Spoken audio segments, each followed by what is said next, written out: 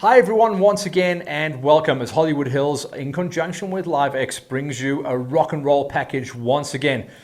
First show was all about the quads and the juniors. Show number 2 is where we're going to focus in on the pro motorcycle categories from round number 4 of the GXCCs out at Rysmierbult. And this was an important one as well, because there was a couple of championships that could well get wrapped up, and in fact did get wrapped up at this penultimate round of the series. The pro motorcycles covers OR 1, 2, 3 high school senior masters and our ladies categories, which we combined this time around because there were just 3 ladies on the gate. You'll see what we mean when you see the show. But this is our pro motorcycle categories, following on from last week's show, which was all about our juniors and the quads. Take it away.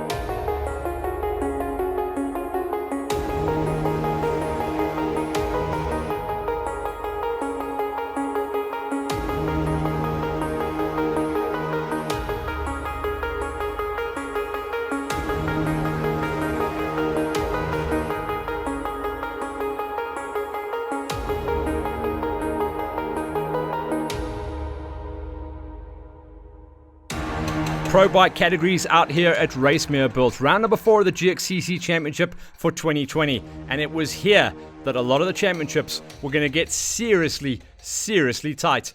A couple of riders had started to show their hands at the previous round at the Radium to show that they were going to be championship players. But now it was starting to get super tense with just 2 rounds of the championship still to go.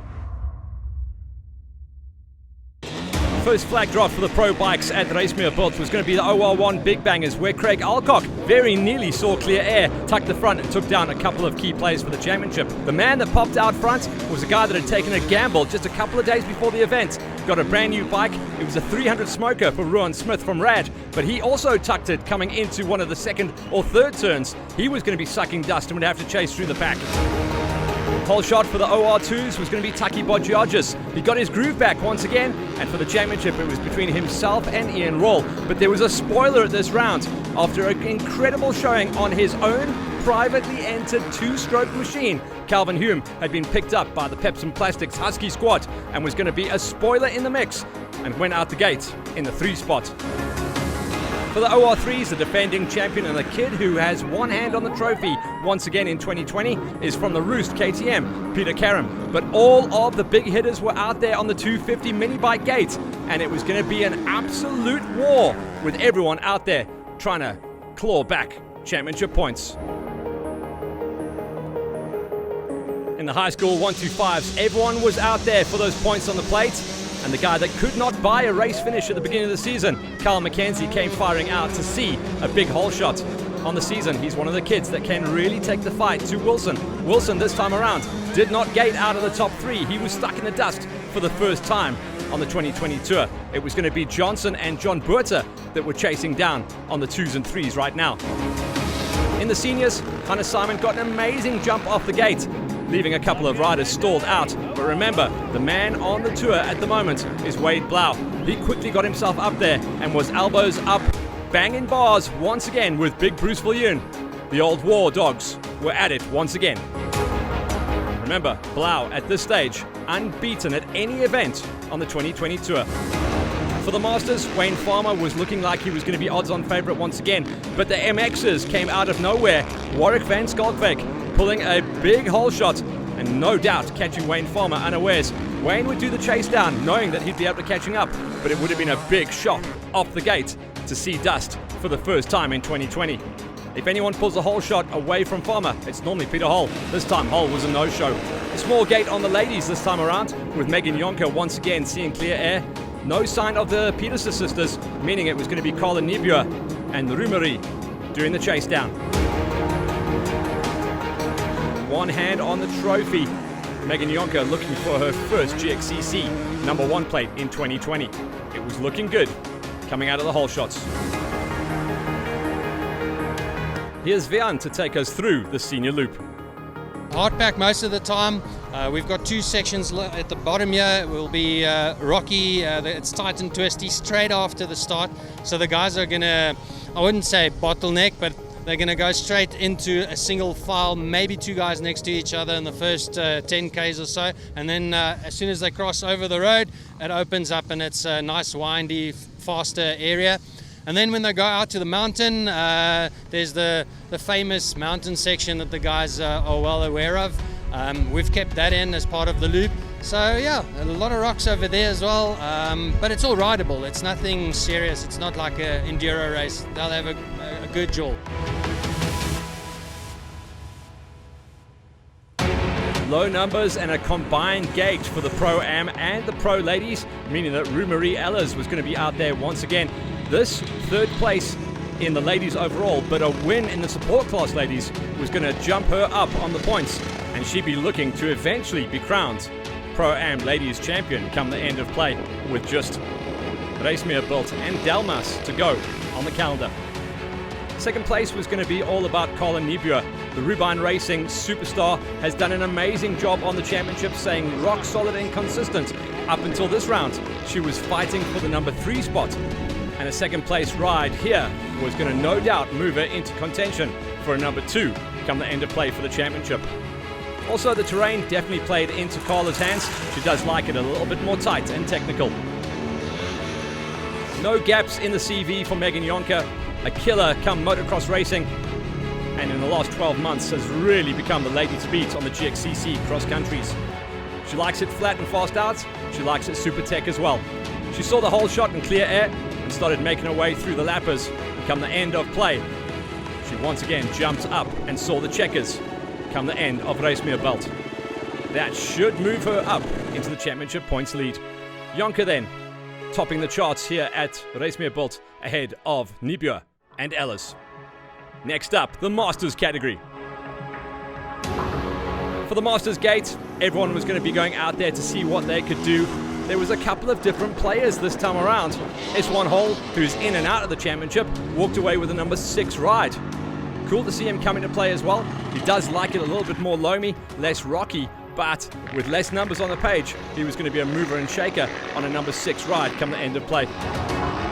Johan Bosch was just up the road in a number 5. Remember, GXCC scoring all the way down to number 6, so all these guys are going to be walking away with big trophies. Chris Opperman had come out of absolutely nowhere, one of the Johnny-come-latelys in the championship, and walked away with a number 4 ride. The motocross style definitely showing out on the Husky rider. Ernst Slabbert, who has been rock and roll solid in his number 3 chase for the championship, but with the demise of Peter Hall going missing in the championship, Ernst was looking down the barrel of a number 2 spot come the end of the season. Also, he'd been picked up by the Rubine Racing squad between rounds 3 and 4, so is feeling pretty Factory Jackson coming into this round. You can put money on a podium finish every time Ernst is on the gate. So the whole shot of the big surprise package coming off the gate, the motocross crossover, who at his first ever time of coming cross-country sprint racing with us, Warwick van Skalkbeek walked away with an incredible number 2 ride. Could this be one of the podium challenges going forward into 2021? He certainly walked away with a strong gate this time around. A surprise to many, but maybe not to the motocross fraternity, second place on the day. But Wayne Farmer made the pass early on loop number 1, and he had also jumped back onto Old Faithful, the 300 smoker. Wayne's a clever lad. He knows the terrain out here at Rysmierbult, and he knew that the big 450 was not going to be the right knife for the job. He brought the weapon out once again to bring the 300 smoker all the way to the top of the pile. After making the pass on loop number 1, Wayne was the man once again, feeling comfy on the old smoking sled. Checkers once again, and wrapping up the championship. Wayne, it's great to see you back on top. Obviously, Peter Hall not here, but you were here to do one thing, and that was wrap up the championship and get a high overall finish. Yeah, no, for sure. I don't know why he didn't rock up, but your race is on the day, and we're here to do it. And yeah, we've just been riding this little 300 again flat out today, and utterly enjoying myself. I saw you're on Old Faithful. Is that because of the terrain out here? Number 1, the terrain, but yeah, no, that 450 works here. It works like a dog, but this thing's so cool, and it just adapts for any terrain. It's awesome. Try and sum up your season. I mean, you've had a good national season. GXCC's has been challenging though. You've been pushed harder than ever. Yeah, no, for sure. Look, with my back injury and all, I've been really battling. Today it was actually pretty cool. Just that there weren't anything hammering my back the whole day. But yeah, the season's been up and down. It started off great with the wins and all that, and then the back injury just came into play. Hampered me quite a bit during the racing. But yeah, now we're back, and we, as I say, we're old enough. We mustn't complain. Just ride the buck. So there's Wayne, top of the pile and confirming the championship ahead of Warwick van Skalkwyk. What a find late on in the season. Slabbert, put your mortgage on him. Always on the podium, a number 3 spot and moving up into second in the championship. Next up would be the senior category, where we saw some good players coming out as well. Michael Reinecker walking away with a number 10 spot. Seniors always giving us well over 10 riders on the gate, making things super duper busy. Double digits for Reinecker, single digits for Rousseau. He walked away with a number 9 spot, and that would also help him climb up in the championship to try and chase down the single digit finish come the end of the season. A massive surprise in the number 8 spot was DJ Milan. Surprise why? Because at the early part of the season, he was dicing it out for a top 3 in the championship. This time around, mechanical issues and just problems on the day, dropping him down to a number 8. That was going to hurt his championship in a big way. Yanni Potgieter, who has been rock solid on the season, mostly finishing inside the top 6 this time around, had to walk away with a number 7, simply because the guys running inside the top 6 had really picked up the pace come this round. Rock solid and consistent as ever. Also another rider that doesn't seem to have a problem with any of the terrain, whether it's a super highway or whether it's a little bit tech, like we had here at Rysmierbult. Marco Cocci, the top Yamaha, once again in a number 6 ride. Just finishing off the wheel of Hannes Simon, who had an amazing hole shot, but could not hold the pace of the eventual top 4. The guy that stalled out off the line came charging through the pack, and if he hadn't stalled out, he could have definitely been challenging for a top 3, getting picked up at the halfway marker of the season by the CIT Husky squad. Dion de Toy, number 4 on the finish, and watch out for him to be a spoiler. Maybe chasing down a championship come 2021. For now, building his pace once again. A guy that we used to pick up on the national tour for the last couple of seasons, always running inside the top 3 with the best in the country. Hunty Hanekom arrived out of nowhere, made the big trip up, and joined us for the GXCC penultimate round to walk away with a number 3 spot. His old sparring partner when they were both on Huskies, but now Bruce is on the yellow machine. The Suzuki has done him proud the whole season. This time around, another rock solid number 2 spot to also move him up into second in the championship chase. The whole year, though, for the seniors has been about one guy, the Roost KTM superstar Wade Blau, and the only rider on the season so far to go clean slate. Another checkers here at a track that suited his all-round style, the Roost KTM on fire at Rysmierbult. Wado, you've been chatting about trying to nail down the championship nice and early. You did that, but not just that, a massive top 10 overall as well. Yeah, today was rocky today, and but awesome track. I really enjoyed it, and this is racing, man. I love it. We call you an old school racer because you can turn your hand to everything, and this is kind of an old school track, eh? Absolutely. It reminds me of the old Caledon days and those things. So awesome track, and thanks to everyone, all the farmers, for everyone let us use their land. Now, I've done some maths. We know that you've nailed down the championship, so that is one round to go. So what does the final round hold for you? We'll keep that a surprise for the last round. Thanks. Nice little hint there coming in. So here's confirmation coming out of Rysmierbult. Blau ahead of Phil Ewan, Hanekom, de Toy, and Simon Kochi. Gonna watch out for him to climb the ladder in the championship as well, just ahead of Potgieter. Next up, the Crazies on the High School 125 gate. The story of the High School 125s has been dominant by one rider out front, but for the rest of the guys outside of first place, a lot of inconsistency has seen changing of the championship at every single round. Jean-Andre van der Merwe this time around walking away with number 7 spot. Sean Faree walking away with number 6, and then Dylan Yonker, who looked like a championship spoiler at the beginning of the season, but injuries and mechanicals holding him back from what he could have been. It was a number 5 this time around though. But the guys out front have started to really build the pace. One of those surprise packages at the second half of the season, coming in after a broken wrist, and a former 85 champion, Derek Karam, is starting to really hold form. He's going to be following in the footsteps of his brother, who is a dominant rider in the OR3s. Karam, though, starting to show form in the 125s. John Puerta, another rider who was incredible at the beginning of the season, also had a couple of blips during the championship, and now third place gets him back on track, and he could climb the ladder with just one round to go after this. Josh Johnson, similar situation, missing out on round number 2 with a broken wrist. He is starting to build pace and look much more comfortable on his Yamaha 125 once again. Second place this time around, and not too far off the win. The win once again going to Matty Wilson, another rider same as Wade Blau, who has been undefeated, at least on the GXCC Tour. Wilson once again sees the checkers with one round to go. Joshy, you've really come to terms with the 125s and how to race them. That was an epic race out here at the Rysmierbult. I really enjoyed the track. I definitely loved the rocks and the windy sections, a lot less straights than the last race, but definitely one of my favorite tracks of the season. Nice of you mixing it up at the front again, hey? Feels great. Matty, what a story of the season. Your second season on the 125s and you creamed everything. National champ and now GXCC champ with one round to go. Yes, no, Matt, was a great ride today. Happy to be national champ and now GXCC champ with one round to go. Wrapped the season up early and really happy.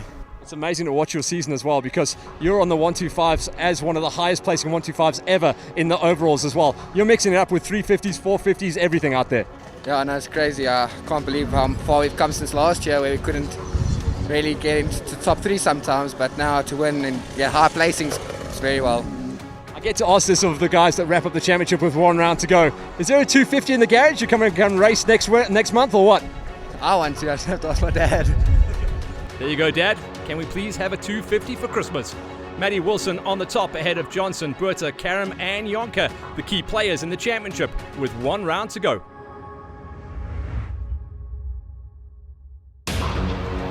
OR3s is a terrifying gate. We call the high school 125s the mad kids, but the scariest gate out there is the 250s. Vian Wenzel, who should be chasing down top finishes every single time, has been dogged by mechanicals this year, this time dropping him down to a number 6 ride after he had massive problems on his machine late on in the race. Smallberger making the jump across from 4 wheels on the quads to the 2 wheels, and now takes his highest ever GXCC finish with a number 5 spot.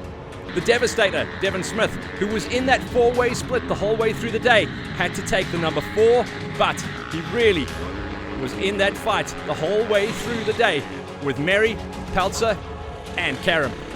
Devastator in the 4 spot. Eric Merry showing true guts and form, and also starting to come to life in the second half of the 2020 championship season, walked away with a number 3 ride. But those 4 riders were glued together the whole way through the day. With Merry taking a number 3 ride, we're expecting to see him jump up into the OR2s going forward into 2021. Used to be known as Mr. 125. We now know him as Mr. Consistency. Ryan Peltzer in the OR3 250 gate, bringing home podium finishes every single time. Missed out on the opening round of the championship, but since then has been banging home podiums every single time and climbing the ladder. This time around, a number 2 ride, but he was bars up banging the whole way through the day with Peter Karam.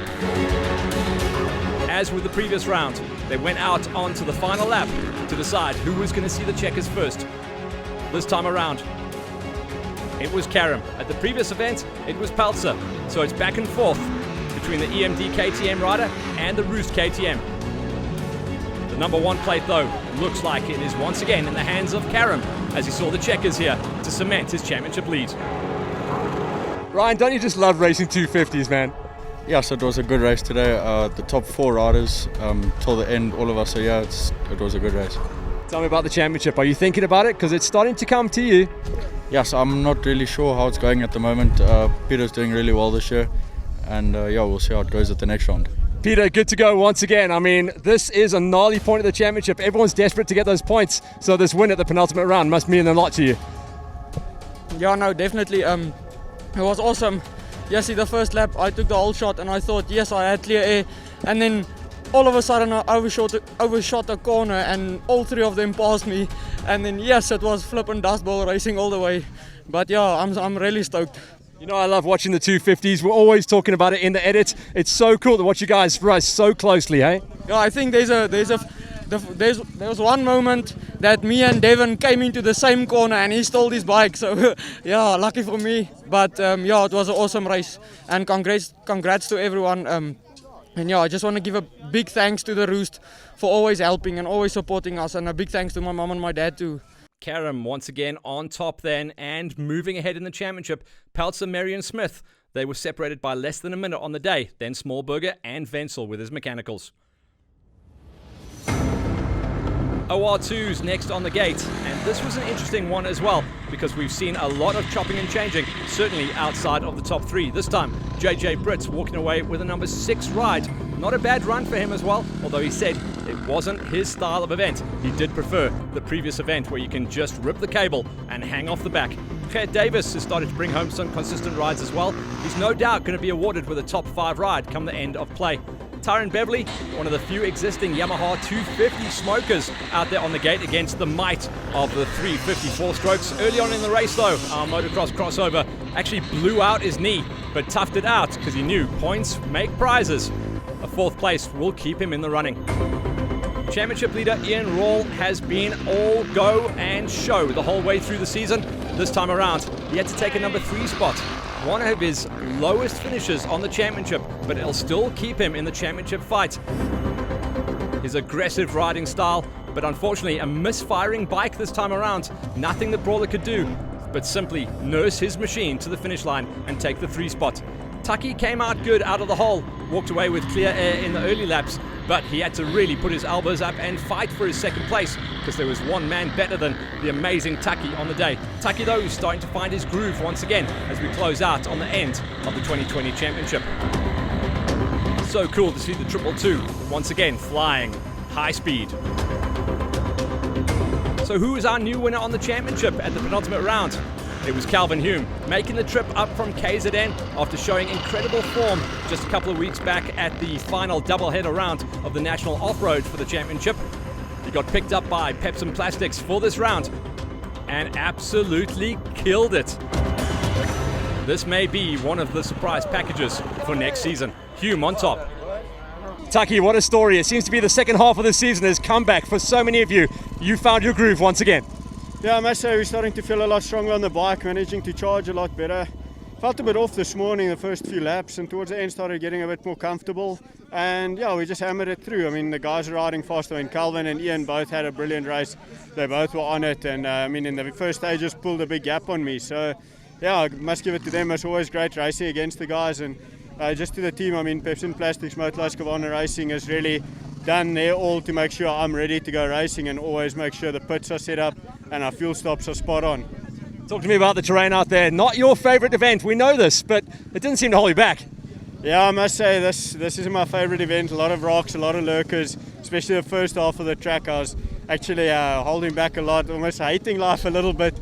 Second part of the track, I found a nice groove and managed to charge on nicely. And from the 3rd lap, we managed to settle in and keep that momentum going forward. Calvin, what a story coming up from KZN. I think this is one of the first GXCCs we've seen you racing. How did you find it? Obviously good because the numbers are solid. Yeah, it was great. Actually, I just got to thank Ian Pepper. He let me use his 350. First time on the 4-stroke. Haven't practiced this morning. Went out and practiced. First lap was I was a bit wobbly, but then we got into it and I really enjoyed it. It was great. These sprint formats are wild, eh? Yeah, actually I was waiting for the next lap. I was still thinking of the National 2 weeks ago where it was like 5 hours of racing. This is 3 hours. It was great. We're going to get you up here 2020 then, eh? We'll see. The off-road, I'm still a bit scared to go flat out, but yeah, we'll give it a bash. Didn't look scared to go flat out, did he? Calvin Hume on the top of the penultimate round ahead of Tucky and Brawler. That 3rd place. They say you win your championships on the bad day. This was a bad day for Brawler. 3rd though, still keeps him in the hunt. The OR1s, the big bangers, the big story was chopping and changing the whole way through the championship. Now last year, Ruan Potgieter, who took an 8th place finish here, was a top 3 runner multiple times in 2019. So the pace has definitely picked up in 2020, even though there's been all those challenges to deal with. Bradley Engelbrecht, who came out of the hole and took the whole shot number 2 placing, unfortunately had to fade backwards. Another one of our crossovers who came out of absolutely nowhere, but we'd love to see him back racing with us in 2021. Certainly a surprise package and a tasty rider. Craig Alcock, who tucked the front in sight of his first ever hole shot on the Big Banger Gate, kept it consistent and solid and brought home a number 6 ride. He's going to lose points in the championship, unfortunately, from mechanicals and crashes, but 6 keeps him in the hunt. A number 5, and a tasty number 5 at that, coming out of Rush Racing's Brendan Rush. He has been making that 300 smoker work dividends for him. On a couple of the tracks it holds him back. This time around, it was the weapon of choice. Much more lighter, less fatigue and agile. And Bam Bam came home saying, I could have done easily another lap. He's going to need that kind of gusto as we go into Delmas for the final round, as he's in the fight for the number 4 and 5 for the championship. Championship points leader coming into this round was this guy, Veenard Dalport, coming out of the CIT Husky squad. But a massive clutch issue on the day held him back. He just could not push the bike, and he was in conservation mode.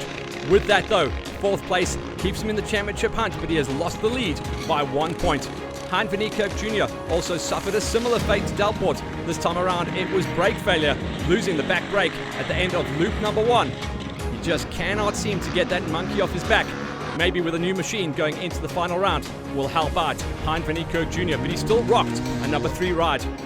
Taking the big gamble, getting onto the Rad 300 smoker for this round definitely was a good choice for Rowan Smith. Even though he got his heart rate up and crashed in turn number 2, he recovered for a number 2 ride and is now your new championship points leader with a single point ahead as we go into the final round. The groove was back on though for JC Nienaber, throwing away 2019 with mechanicals and injuries. 2018 he could not be beaten. 2020 he's been building pace once again, and the second half of the season in the Pro Big Bangers has been all about JC Nienaber getting the goods and getting podium places at Nationals and GXCCs, and he's pulling his socks up in the championship big time. Great to see him get back on top and take a well-deserved and well-fought victory at the penultimate round. Cool to see JC back in the winner's circle. JC, huge comeback for you as well. Where have you been finding the pace to actually get yourself back in the championship hunt? I was struggling in the beginning of the year trying to get back into the game. I think lockdown did me well, just to recover from injuries and start training with Margie. And it shows definitely. I've been, since lockdown was over, I've been getting top 3 positions in class and pushing hard and feeling more confident in the bike. And I'm happy with today, got at a number 1 spot. Championship's closed in as well, because obviously you were chasing on Dalport. He's had a bad day, you've had a great day. Tightens up the championship for the final round. Yeah, I'm not 200% sure what is the points difference. I think I am currently, after today, I will be either 2nd or 3rd in the championship, and then there's one more race left. Anything can happen. Must just stay consistent. Ron, you and I have been talking, building up to this race. What a gamble getting onto the smoker. No prep time at all, and a number 2 spot in the Big Bangers. Yes, we took a calculated risk before the event, and we decided at Rad we're going to move to the 300 XC, and I think it was the right choice. And my tyres was perfect for this event, my Dunlop, thanks to Mark Henderson. We spoke about the tyre setup in it, and I think that it worked. Tell me about the terrain as well. Obviously this is one of the most technical tracks that we run in the cross-country series. Was the 300 a benefit because of that? Definitely. The first 15 Ks was quite technical, rocky. I think that suited my 300, and there was a mountain that also suited me a little bit, and the straights I just couldn't catch JC. He was just too fast in his 450. 1 round to go, hey? It's tightened up. Yes, it is. Championship is almost done. JC then back on top. Rowan Smith, his 2nd place, moves him into the championship lead by 1 point. Van Niekerk, Dalport and Rush running out the top 5. Remember now, we head to the final round, the season decider at Delmas.